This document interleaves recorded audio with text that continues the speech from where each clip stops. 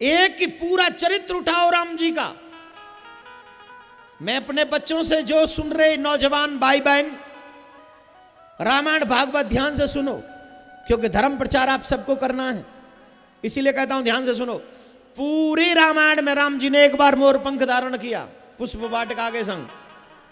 मोर पंख सिर सोधनी के, कुछ बीच बीच कुसुम कली के, यहां।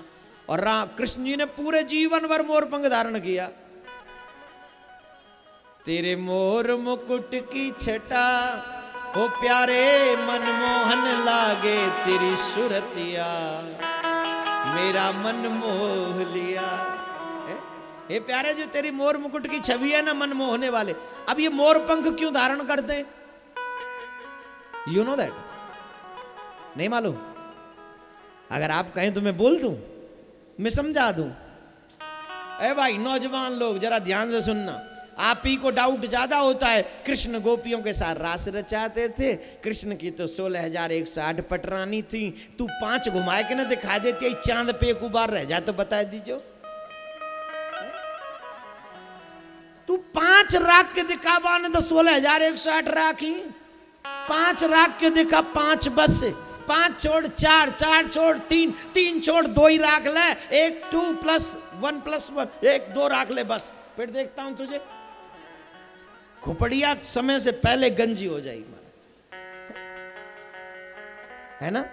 लेकिन कृष्ण की कितनी है? 16,108। और कभी कलेश नहीं हुआ घर में। कलेश मतलब ही नहीं। क्यों? योगी है।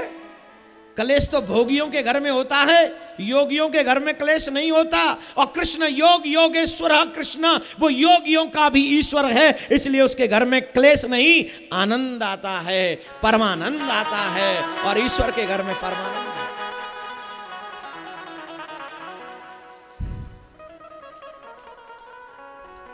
मोर पंख क्यों धारण करते मैंने बताया नहीं अभी?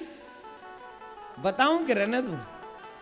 रहने दो, रहने दो, नहीं बताऊंगा। चलो बता देता हूं क्यों धारण करते हैं। मोर के चरित्र को कितना जानते हो आप?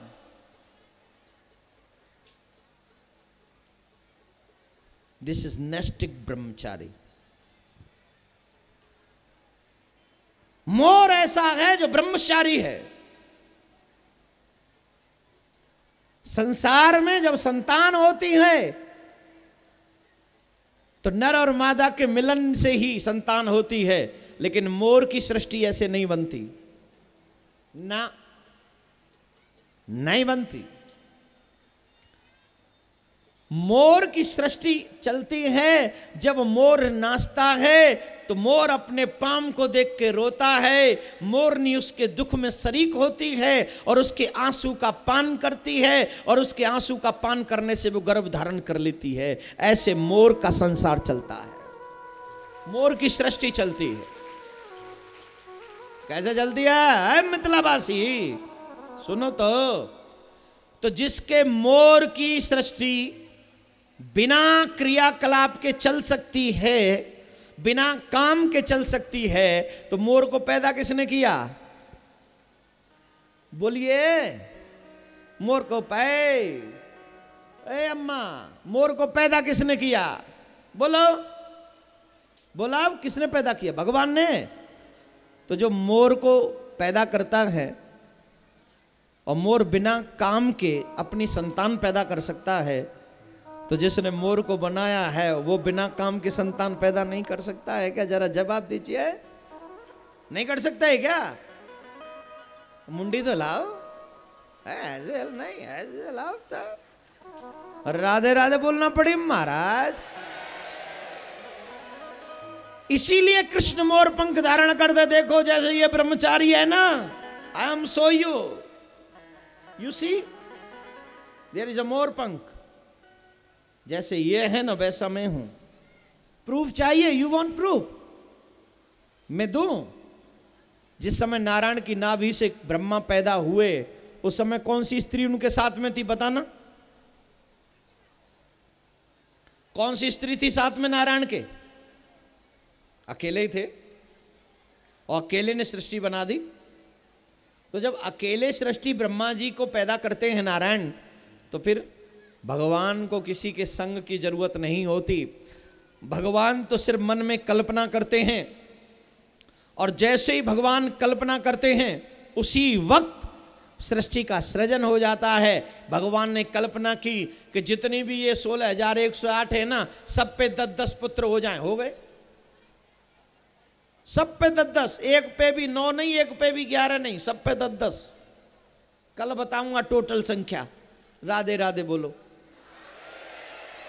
जोर से बोलो।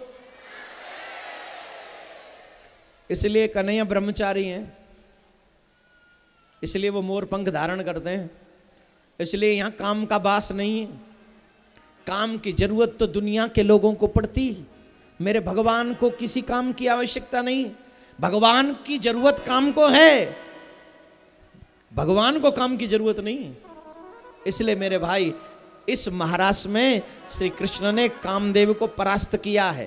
कामदेव से जो भी इस महाराष्ट्र के चरित्र को सुनते हैं, वो भी कामदेव को आसानी से परास्त कर देते। बोलो राधे राधे।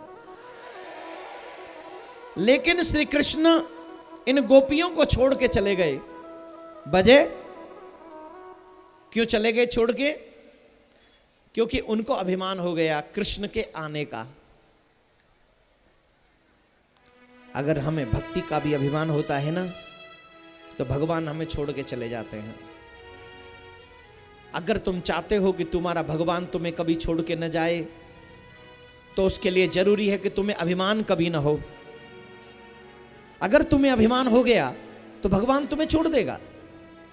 तुम्हें इस बात का भी अभिमान न हो कि मैं कथा पूरी सुनता हूं, तुम्हें इस बात का अभिमान न हो कि मैं भजन बहुत करता हूं, तुम्हें इस बात का भी अभिमान न हो कि मैं गोवर्धन की परिक्रमा हर महीने करता हूं, तुम्हें इस बात का भी अभिमान न हो कि मैंने इतना बड़ा यज्ञ किया है, तुम्हें इस बात का भी अभिमान न हो कि मैं सत्कर्म करता रहता हूं। बस तुम करते जाओ और कहते जाओ, हे गोविंद तूने चाहा तो हुआ, अगर तू नहीं चाहता तो ये कदापि नहीं होता। तेरी चाहना पर ही तो डिपेंड है, तेरी चाहत पे ही तो डिपेंड है। तूने चाहा और मुझसे करा लिया,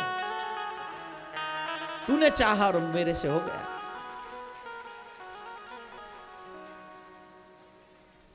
जिस समय गोपियां कृष्ण से बिछड़ गईं, तो गोपियों ने गोपी गीत का पाठ किया। अब मैं तो चाहता हूं कि आपको गोपी गीत के 1-2 श्लोक सुनाऊं, लेकिन आपकी जो भूमिका दिख रही है मुझे, वो बड़ी विचित्र है। मेरा दिल है सुनाऊं आपको, सुनना चाहोगे? पक्का? तो सब बैठ जाएं और सर ढक लें और अपने अपने मन में ये सोचे कि कृष्ण हमसे दूर है। ये सब सोचेंगे कि कृष्ण हमसे दूर है। सभी लोग ये कामना करें कि हम भी तो कृष्ण की गोपी हैं, कृष्ण हमें भी छोड़कर चले गए। 2 मिनट सब बैठ जाएं, सभी लोग सर ढककर बैठ जाएंगे, सभी लोग बैठ जाएंगे। जो जो कृष्ण को पाना चाहते हैं, जो जो कृष्ण से मिलना चाहते हैं, या थोड़ा भी कृष्ण का प्यार पाना चाहते हैं, वो अपना बैठकर सर ढक लें और गोपी गीत को ध्यान से सुनेंगे। संस्कृत में है, हो सकता है आप ना बोल पाएं, लेकिन ना भी बोले कोई बात नहीं, सुनने से भी इसका फल मिलता है। इसलिए सब बैठकर इसको ध्यान से सुनेंगे और कृष्ण प्रेम प्राप्त करने की कोशिश करेंगे। बोलो राधे राधे।